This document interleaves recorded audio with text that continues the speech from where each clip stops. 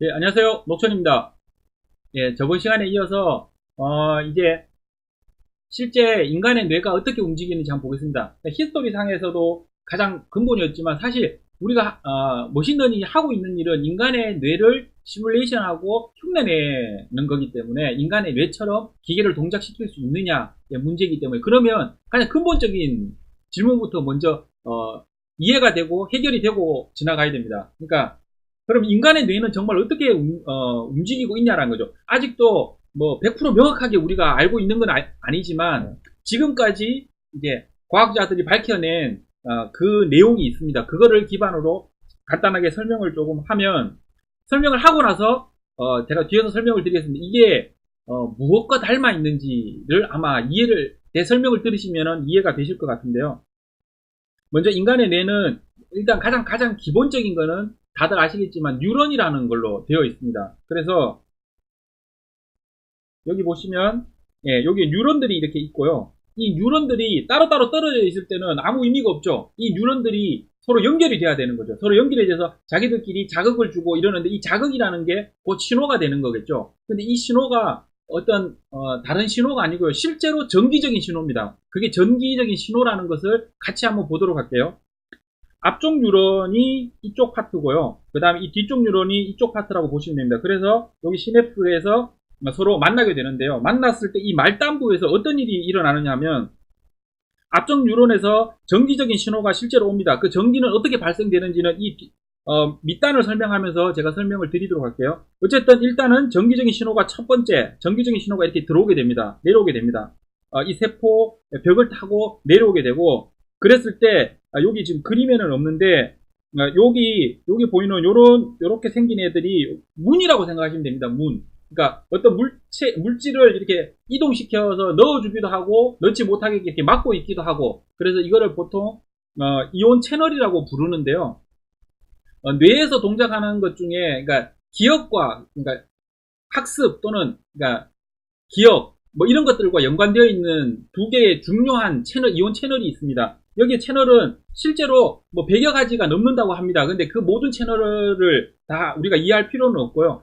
딱 두 가지 채널, 기억과 관련되어 있는, 그러니까 인간의 이 뇌 활동 중에서도 기억과 관련되어 있는 그 채널 두 가지가 있는데 그 두 가지 채널이 하나는 요 파랗게 되어 있는 요 부분이 암파 채널이라고 하고요. 하나는 N-메틸디아 아스파라테이트 채널이라고 하는 것인데 여기 약간 분홍색으로 되어 있는 요 채널입니다. 그래서 요 두 채널이 의해서 기억이 만들어지는데요. 어떻게 만들어지는지 보겠습니다. 앞쪽에서 신호가 이렇게 들어오면 여기 지금 그림에는 없는데 여기에도 이온 채널이 하나 있습니다. 그래서 이 이온 채널로 그러니까 이 그 뇌 안에는 이런 뉴런들이 있고 이 뉴런들 바깥쪽에 이 모든 것들은 실제로는 나트륨, 칼슘 이런 것들이 들어있는 그러니까 바닷물 같은 그런 거라고 보시면 됩니다. 그래서 여기에는 나트륨이나 칼슘들로 이렇게 채워져 있는데 이온 상태로 채워져 있습니다. 그래서 나트륨 이온과 칼슘 이온이 들어가 있고요. 이온이기 때문에 양전하를 띱니다. 전하를 띄죠. 근데 나트륨과 칼슘은 양전하를 띄고 나트륨은 1가고 칼슘은 2가 이온이 되는 거겠죠. 예, 그래서 칼슘이 이 안으로 들어가게 됩니다. 그러면 이 칼슘에 의해서 들어온 칼슘 때문에 이 안에 있는 세포체들이 이렇게 바깥 벽면 쪽으로 이동을 하게 됩니다. 그럼 이 세포체들 안에 뭐가 들어있느냐 하면 이런 것들이 들어있다고 보시면 됩니다. 그래서 뭐 우리 좀 들어본 내용들도 있죠. 도파민, 세로토닌 뭐 이런 여러 가지 것들이 있는데요. 이 내용은 뒤에 시간이 되면 제가 설명을 드리고 일단은 가장 핵심적인 것만 일단 먼저 보죠. 가장 중요한 기억과 중요한 것은 이 두 가지입니다.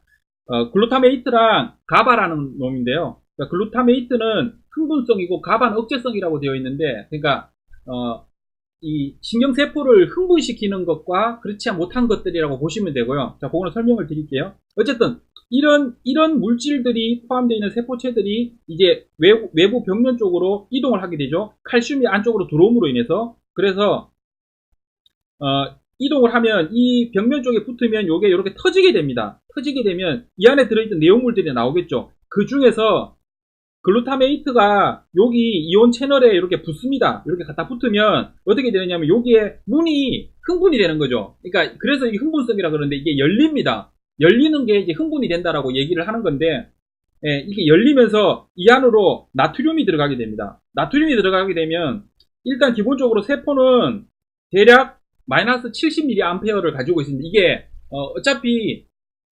세포도 원자, 분자 뭐 이런 것들로 다 구성되어 있잖아요. 그렇기 때문에 얘도 전압을 가지고 있습니다. 그런데 기본 가장 그러니까 그라운드 상태, 그러니까 기본적인 상태일 때는 마이너스 70mA를 가지게 되고요. 이러다가 이쪽 암파 채널을 통해서 나트륨이 들어오게 되면 마이너스 70mA이던 게 지금 보면 나트륨은 플러스 1가 이온입니다. 그렇기 때문에 전압이 살짝 올라가겠죠. 그래서 대략 마이너스 55mA까지 올라갑니다. 근데 마이너스 55mA까지 올라간 정도까지만 이렇게 올라가다가 여기서 끝날 수도 있어요. 여기서도 끝나면 여기 보면 이게 이니셜라이제이션이 안 됐다라고 얘기를 합니다. 이거는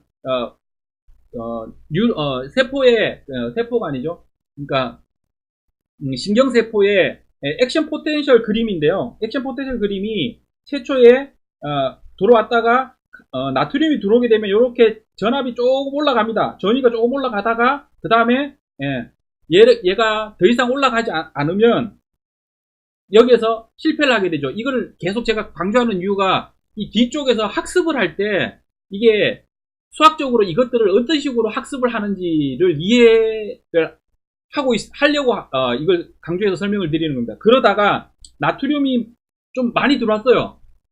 그죠? 그래서 글루타메이트가 여기에 붙어서 문이 열리고 나트륨이 여기에 많이 들어와서 전압이 어떤 임계치를 넘어가게 됩니다. 넘어가게 되면 그때 여기 NMDA 채널에서는 요 앞에 마그네슘이 이렇게 마개로 막혀져 있습니다. 그러니까 여기 문이 이렇게 있고 중간에 마그네슘으로 막혀져 있는데 이 나트륨이 많이 들어옴으로 인해서 이 마그네슘이 이렇게 열리게 됩니다. 마그네슘이 열리게 되면 이때 이가이온, 그러니까 플러스 이가이온인 칼슘이 이쪽 NMDA 채널을 N메틸 디아스파라테이트 채널을 통해서 이렇게 들어오게 됩니다. 들어오면 전압이 확 상승을 하겠죠. 그러면 이때 전위가 발생해서 전기가 통하게 되는 거죠.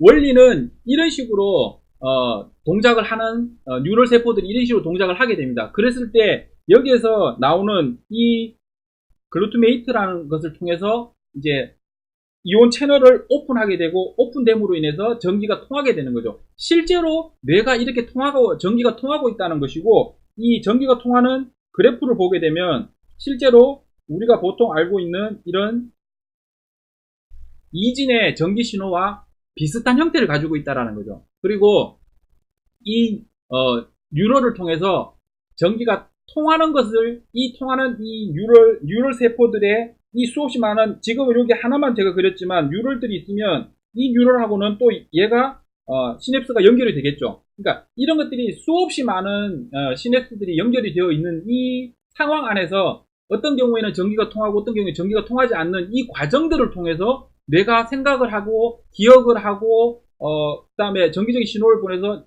이렇게 팔을 움직이게 하고 이 모든 현상들이 발생한다라는 것을 밝혔다라는 거죠. 43년도에. 그래서 이것을 모델로 해서 퍼셉트론이라는 게 나오게 됩니다. 그래서 이 내용을 이해를 해야지 퍼셉트론에서 뭔가 이렇게 막 그려놓고 수학 계산식을 막 집어넣어놔요. 근데 그게 이해가 됩니다. 그래서 요게 대충 보면 잘 보시면 예전에 왜 저는 중학교 때 아마 우리 때는 중학교 때 기술 시간에 배운 것 같은데 그 반도체가 어떻게 동작하는지를 아마 배웠을 텐데요. 잘 모르시면 다른 유튜브를 보시면 아마 있을 텐데 반도체도 이것과 비슷하게 동작을 합니다. 그러니까 실제로 뇌도 이런 원리에 의해서 움직이고 있는 것이고 이것을 시뮬레이션 하고 있는 게 지금의 머신러닝의 가장 근간을 이루고 있다라고 보시면 되고요. 근데 지금 이제 보통 왜 이 설명을 조금 더 하나를 더 드리냐 하면 그러니까 이 뭐 해부학을 지금 같이 공부하자는 게 아니고요. 저도 잘은 모릅니다. 그러니까 관심이 있으니까 저도 이제 약간은 배워봐서 이제 알게 되는 건데, 실제로 지금 하고 있는 머신러닝이 어느 영역이, 그러니까 뇌의 어디를 시뮬레이션 하고 있는지를 조금은 알 필요가 있어요. 왜 그러냐면 이 뒤쪽으로 가서 이제 보통 머신러닝을 하게 되면 머신러닝이 데이터를 막 집어넣으면 뭐든지 다 된다라고 생각을 해요. 근데 실제로는 그렇지 않거든요. 그게 왜 그러냐면 지금 제가 설명드렸던 것처럼 이런 원리에 의해서 만들어졌기 때문에 사람의 뇌 중에서 이 뇌 중에서 이 모든 부분을 시뮬레이션 하고 있는 게 아닙니다. 어떤 특정 영역만 하고 있는데 이게 도대체 어느 영역인지를 이해를 좀 할 필요가 있다는 거죠. 그래서 실제로는 제가 여기서 설명드리고 싶은 것은 일단 이것을 이해함으로 인해서 퍼셉트론이라는 거를 이제 뒤에 설명할 때 좀 더 빨리 이해하시기를 바라는 거고요. 그 다음에 두 번째는 그렇게 해서 뒤에 학습을 하고 나서 뭐 텐서플로우를 이용하고 뭐 여러 개의 툴을 이용해서 뭔가를 할 때 그것이 머신러닝이 할 수 있는 한계를 이해해야지 된다라는 거죠. 그걸 이해하기 위해서는 여기 보시면 뇌가 있는데 뇌 구조를 보시면 기본적으로 뇌는 가장 큰 게 생각하는 게 이 전두엽이나 뭐 이런 쪽 뇌들입니다. 근데 여기 앞에서 설명드렸던 이 얘들은 무엇을 하는 거냐 하면 실제로 뇌의 곽성작용을 이루어주는 거라고 보시면 됩니다. 그래서 전체적으로 뇌를 깨우고 그 다음 우리가 잠들 때 그 다음에 깨어있는 상태 그리고 학습을 하기 위해서 집중할 때는 요런 물질이 나온다든지 그 다음에 수면할 때는 요런 물질이 나온다든지 요런 원리에 의해서 움직이는 것이고 이것은 사실은 우리가 머신러닝 하는 것까지 할 때는 이해할 필요는 없지만 뒤에 이 머신러닝을 가지고 내가 어떤 문제를 풀 때는 이 구조를 가지고 다시 한번 생각을 해봐야 됩니다. 내가 하고 있는 일이 지금 어느 영역인지를. 그래서 보면 전체적으로 뇌는 이렇게 되어 있지만 이 뇌의 이 뒷부분 이쪽에서 이렇게 바라본 거라고 보시면 되고 이 뒷부분에서 봤을 때 형태가 이렇게 되어 있습니다. 그런데 이 내용은 뭐냐면 여기서 잘 안 보이실 텐데 각각 여기 보면 후두, 측두엽, 뭐 그 다음에 여기 보면 눈신경 이런 식으로 되어 있는데 각각 이 뇌들이 하는 영역들이 다 달라요. 하는 일도 다르고 이 같은 원리 그러니까 우리가 컴퓨터에서 뒤에서 이것도 설명드릴 겁니다. 드리겠지만 어떤 특정 영역, 메모리 상에 어떤 특정 영역이 있지만 어떤 특정 메모리 영역에서는 프로그램이 실행이 되는 영역이 있고 그 다음 데이터를 저장하는 영역이 있고 이것을 어떻게 추상화했느냐의 문제입니다. 그러니까 우리가 지금 사용하고 있는 이 도구, 머신러닝이라는 이 도구를 이용해 가지고 이 모든 뇌를 다 하지는 아직은 못합니다. 어떤 특정 영역을 하는 것이 되고 이 특정 영역의 기능을 합쳐서 그것이 이제 우리가 최종적으로 원하는 어떤 머신러닝 그러니까 사람과 유사한 행동을 하게끔 그래서 프로그램을 뒤쪽에서 해보면 텐서플로우를 이용해서 해봤을 때 이게 제대로 동작하지 않는 부분이 있습니다. 그랬을 때 전체적으로 지금 내가 하고 있는 거는 특정 한 부분만 하고 있는 것이고 이것을 가지고 어떻게 구조화 시켜야지 머신러닝 우리가 원하는 최종적인 목표의 머신러닝을 할 수 있는지를 판단하실 수가 있을 거라고 생각을 합니다. 네. 여기에서 지금 아셔야 될 것은 이제 그냥 이거는 그냥 들어 놓으시면 됩니다. 그래서 뒷단에 이제 퍼셉트론을 할 때 지금 설명드렸던 게 이해를 하는 퍼셉트론을 이해하는데 큰 도움이 될 겁니다. 네, 오늘은 여기에서 이번 동영상은 여기에서 마치도록 하겠습니다.